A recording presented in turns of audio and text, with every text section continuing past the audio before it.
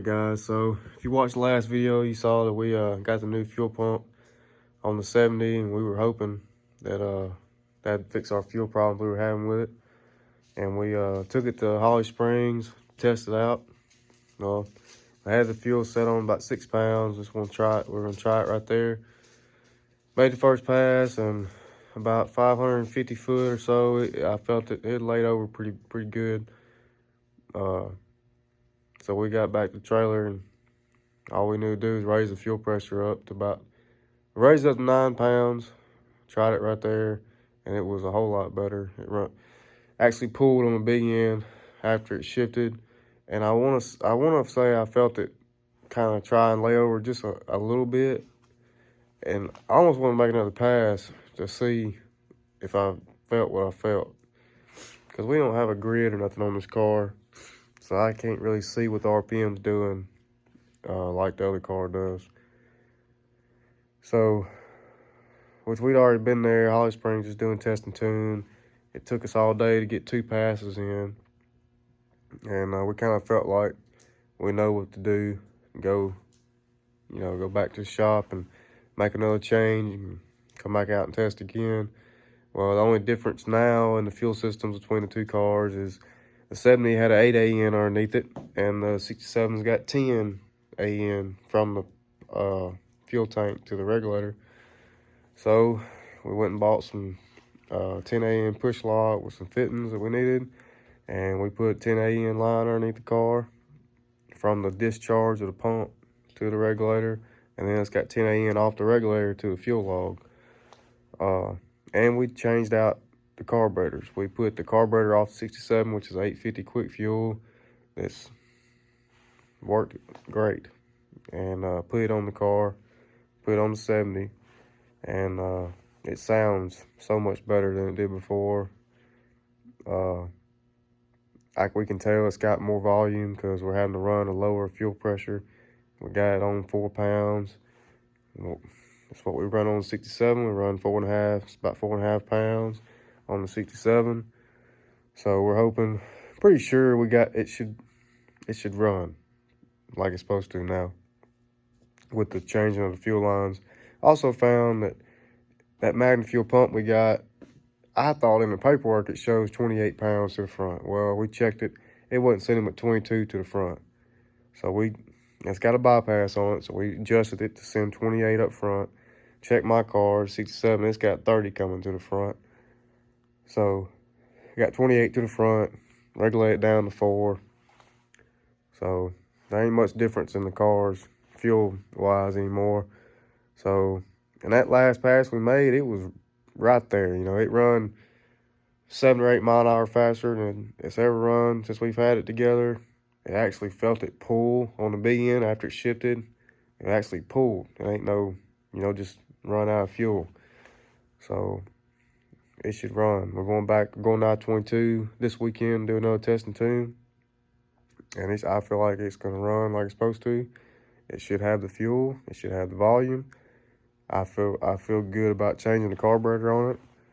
We're going to buy another quick fuel 850 to go back on the 67. Probably leave this one on the 70. So we made 2 passes at Holly Springs. The first pass, like I said, it laid over on the big end. But we got a video. I'm gonna let y'all watch that right now.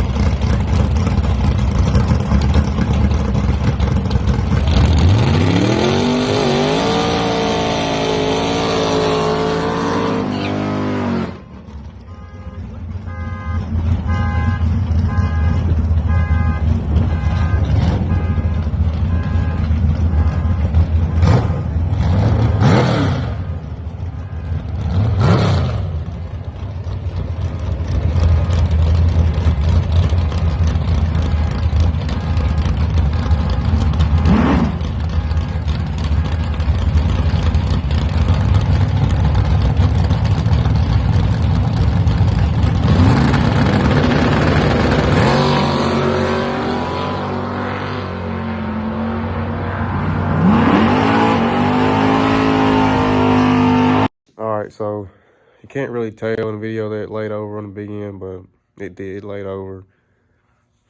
Man, it ran good. 60 foot good. Both passes, 60 foot was pretty much identical. Wasn't about 0.003 difference in the 60. So the only thing is we don't know 330, and then the finish line or 594. What the how consistent it is. Like the 67, it stacks the numbers from the 60 to the 330 to the 594 to the, you know, it'll stack them like it's supposed to. I mean, that's what we do. It's bracket racing. We need to stack the numbers, and we don't know if this car will. We see it stacks at 60 foot, but that don't really necessarily mean it's going to stack to 330. So that's what we're trying to figure out. Once we get the fuel fixed, which we think we do now, there's really nothing else we can do. We feel like it's got the volume there because at 5 pounds of fuel pressure, the carburetor overrides. It tries to override the needle seat, which is the same thing 67 did when we had this fuel system set up on it. And I talked to Quick Fuel and talked to Magna Fuel, and they told me that it don't matter how much pressure you got to have the volume. If you got the volume there, it don't matter what pressure you run, as long as you got the volume. So we got 4 pounds of pressure on it, and we're gonna try it. But the second pass, it ran a lot faster than the first pass. It didn't really lay. I felt it lay over. I feel like I felt it lay over just a little. That's why we've done what we've done. And we had 9 pounds of pressure on the carburetor, and it was trying to, after my burnout, it was trying to die because the carburetor was bleeding down. It was overriding the needle seat or something. It was dumping fuel in the car, down the carburetor, so it was trying to make it die. But on the second pass, you know, it's test and tune. They had a Pro Tree. You know, we don't run a Pro Tree. We can, but if I'm testing, I want to leave off bracketry because that's what we're racing on. So I'm trying to get a confidence level with my lights and stuff like that.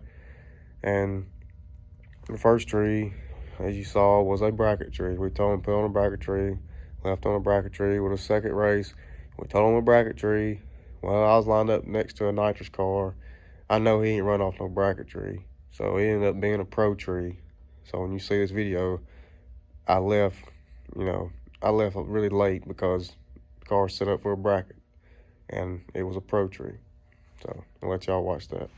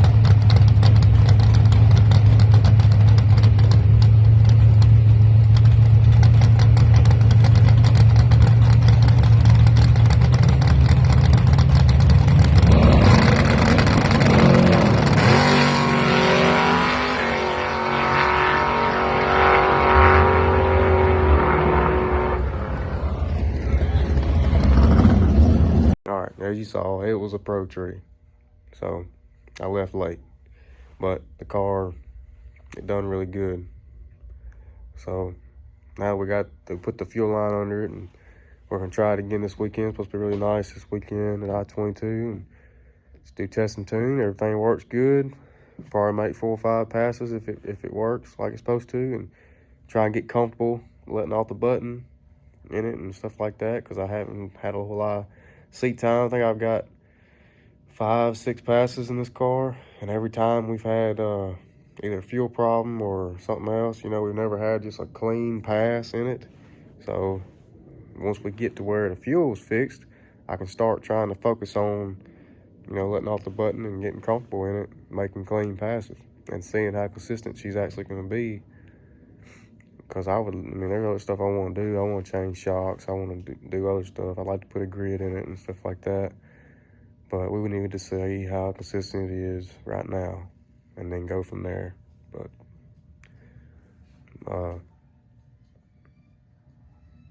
and then the 67, we're still waiting on pistons for the motor. It's the end of February right now. We need to have it ready by the middle of April. And I still feel like we can. If the pistons will come in the next week or so, I feel like we can have it ready by the middle of April. Everything else is good with it. I got my delay box put in, and the bump up and bump down buttons wired up, and all that's done. I got to change the transmission fluid in it. And that's really, as far as I can think of right now, that's all that needs to be done to it. And it'll be ready to go. So yeah, we're gonna go test at I-22 one more time. Hopefully, pretty sure we got the fuel fixed now. There's no reason for it not to run like it's supposed to. It's got the same fuel system 67 got. It can only run about 4 or 5 pounds of fuel pressure on the carburetor before it starts overriding on the seat. So we know it's got the volume there, which is the same thing we had to do with the other car. So appreciate y'all for watching. See y'all in the next one.